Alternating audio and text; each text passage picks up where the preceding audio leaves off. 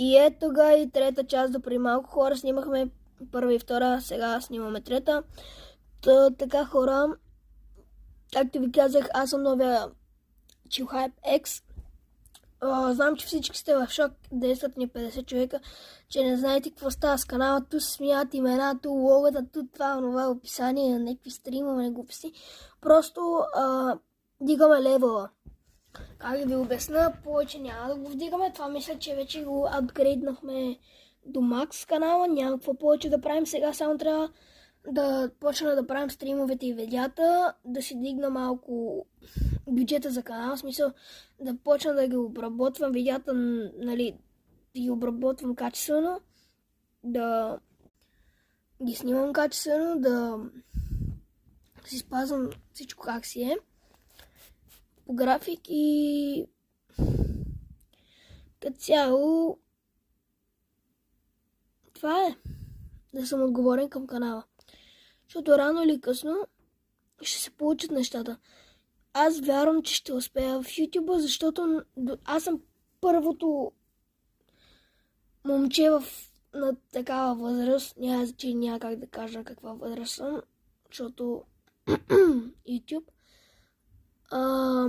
Може и да съм над 18, може и да...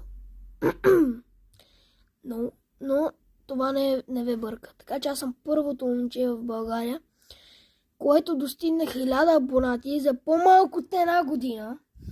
Или като цяло може да съм първия в България, което е от известните ютубери, които е имал 1000 абонати за по-малко от година. Защото съм чувала американци с над милион и нещо или 3 милиона и нещо абонати, които са постигнали първите си 1000 абонати 4 години. Гледал съм много американски подкасти и да, така че аз съм един от първите, които за по-малко от година достигнаха 1000 абонати и над 300 000 гледания на канала.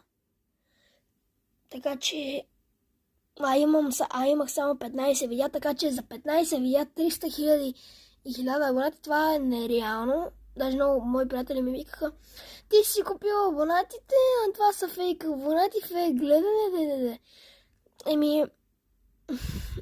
а коментари, това, нали, и то си личи, че не са фейк.